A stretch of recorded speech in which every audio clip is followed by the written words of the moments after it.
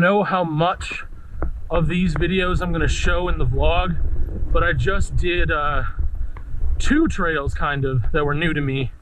And I only say 2 because one of them was not the right trail and it was not listed, whatever. I took a wrong turn and, or I didn't take the turn that I should have. And then I ended up hiking back up. I'm still not feeling good, like 100%.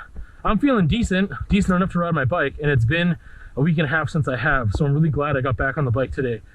We'll see how I feel after the climb back up to the city though, because that is where I'm going to murder my lungs. So anyway, yeah, that was fun, but also I had more to say about it and now I don't remember anything, so that's cool.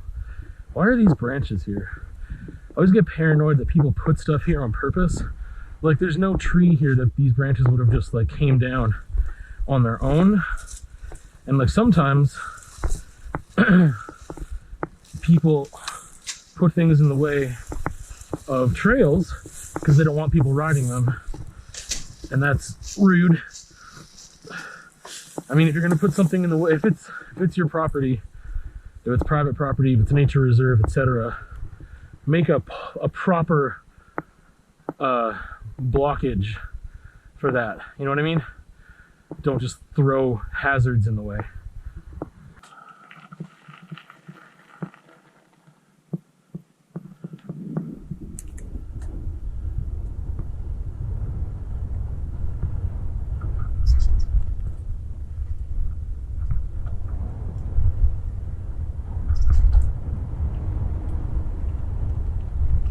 Oh, oops.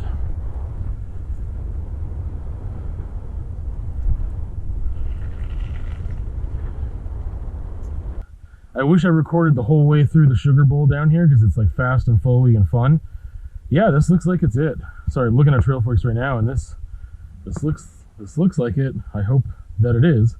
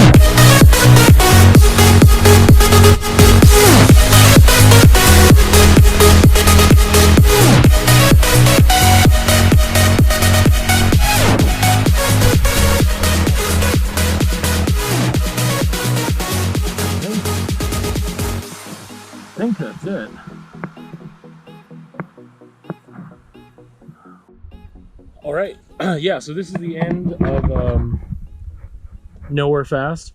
And man, there's a lot of other trails around here that just I'm seeing that aren't listed, and I wonder where they start.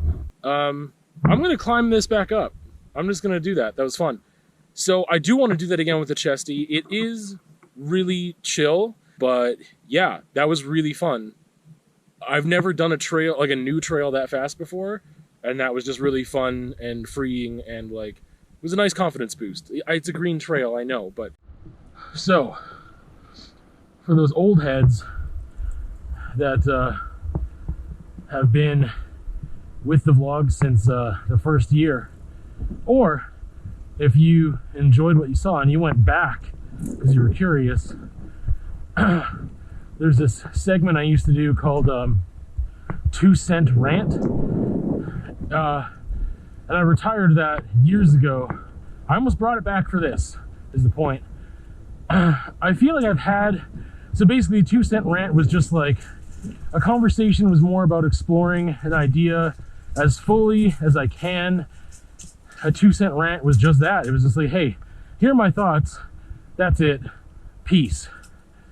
Public vlogging. Too many people around. Anyway. Oh, I'm gonna turn around. Anyway. Yeah, so 2 Cent Rant was just like, yeah, just a little quick rant. And I think, I eventually was like, you know, if I can't find enough substance in this topic to have a conversation about it, maybe it's not great that I just rant about it. And maybe I'll put some of those things in the vlog, just like a little here and there. And you know, if I never talk about it, I guess I have to be okay with that too.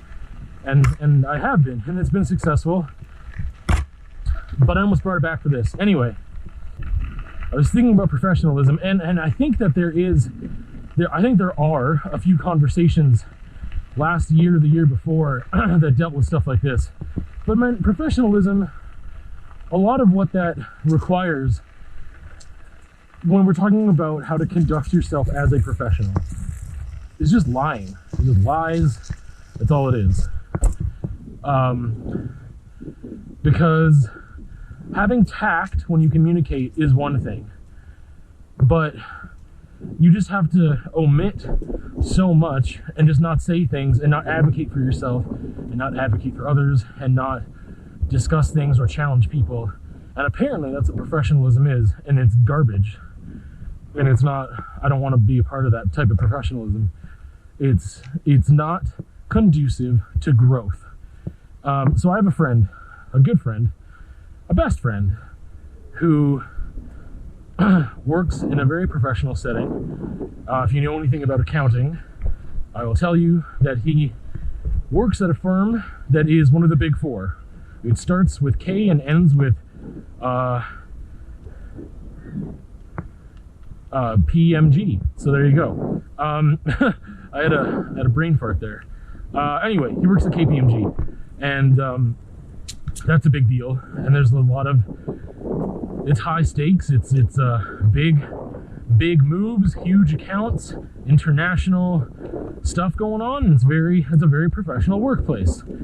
And I ask him for advice a lot on communicating professional matters, cover letter, interview, things like that, because he had to do something called recruit in order to you know, go and network and make connections and try to get into a firm when he was still in at UBC doing school things. And right now he's almost finished his CPA. He took the CFE, and he'll find out if he passed in a month or so here. But anyway, neither here nor there. Very professional workplace. And yeah, there's so many times that he tells me, like, yeah, you just can't say that. I'm like, well, what is the good way to say it? He's like, you don't. There's no way to challenge someone about this thing and have it be quote unquote professional, because being professional would mean not bringing it up. And I'm like, but this is about my job. This is about work. This is about standards and practices and like how to do things better. And he's like, yeah, but they don't want to hear that. That's like, it's kind of one of those things where it's like, know your role and shut your mouth, you know? Old school wrestling. the Rock catchphrase there, but that's what it is. Know your role and shut your mouth. And your role, that's part of your role, is shutting your mouth and not saying stuff and not challenging superiors or even equals and being like, hey, I'm just wondering why this thing is this way. Could you help me out with that?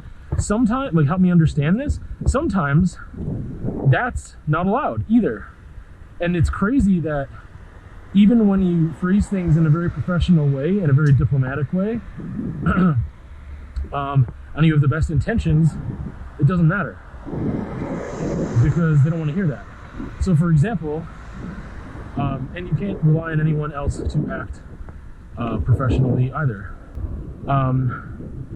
For example, this is on my mind because I've been applying to a lot of jobs lately and stuff, and there's just like a lot of lying that happens on both ends, or first, I guess, on the ends of superiors and authority figures that extends down, and they expect you also lie to them. I don't think they would see it that way, but for instance, sometimes people post a job when they have no intention on hiring anybody. They already have or they have someone in mind already, and they post a job because they have to legally, and then they have to maybe even interview people, but they already know who they want to hire. So for instance, there was a job I applied for that I was very qualified for. It was like perfect for the role, had experience, and yet it was a brand new role. And I was like, man, I've got connections to this world already. I'm exactly what you're looking for. I didn't even get an interview, and there was no reason why. And so I asked my friend, what can I do about that? Because I was just like, this is a gong show. And he's like, well, you could ask, just like, hey, I just want to know what I can do to strengthen my cover letter, or what requirements I might need in order, because they said, like, again, as just like a thing that they have to say is like, oh, like, we had a lot of applicants, and just like, feel free to apply for stuff, or we encourage you to apply for future positions. And I was like, a lot of applicants. Okay, but okay, yeah. It was just like, how many were qualified though? And how many were as qualified, or whatever, I don't know. Anyway, it was just one of those things that it was also like a very low-key job, and I was like instructed to apply for it by someone who was like on the inside a little bit, and it wasn't something that was like posted super publicly. And then he was like, yeah, you can just ask, like, what could I do, what requirements would I need for a future position like this, or what can I do to strengthen my chances? And so I was like, okay, that sounds good, like, I can do that. And I did that, and they never responded. I just ignored it. And I'm like, yeah, how professional.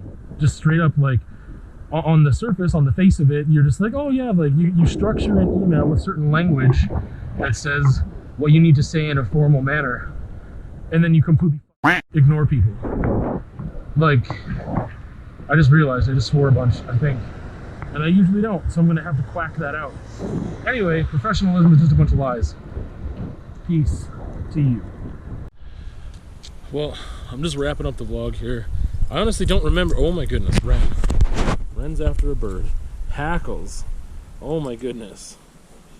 Oh my goodness. Ren, let's go. Let's go this way. Ren, come. Anyway. I don't really remember what I have this week for the vlog. I know I've got some riding stuff, which is cool. It's fun. I rode some trails I'd never ridden before. Oh my goodness. Ren, come on. I don't have time for this puppy. Every once in a while, she just like remembers her leash is a thing that she can just play with. Ren, no. I'll try to squash that because it's like really unsafe if she were to do that when we're like crossing a street or something. Come on, let's go. No.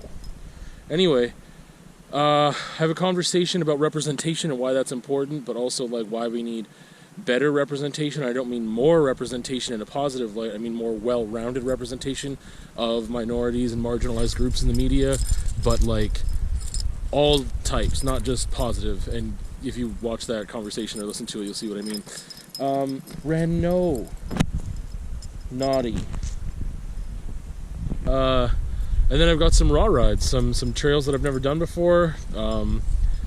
2 of them, 3 of them. Well, one isn't a real trail yet. I called it Cantaloupe, but they rejected it. And one is Catacomb, and then the other one is, what's the name of it? Nowhere Fast, which is really fun. It's a green trail, but it was really fun. Anyway, yeah, I don't remember what else I've got going on for the vlog this week, or what I had that I filmed. I don't think much. I didn't work much, and I'm still not feeling 100%. I've just had this cough that just won't go away. I've got a phone appointment with my doctor today, but it's just like, it's weird. I usually kick something in like 2 days. I get sick like maybe once every 2 to 3 years. Like, it's, I don't know. I've taken 2 COVID tests. They've both been negative. I don't know what's up, but it's not, I don't know. My energy's like a tiny bit lower too, and definitely like lung capacity is not exactly the same. So I definitely noticed that on those rides, and I've been trying to take it easy. But yeah, with that, we'll see you on another time.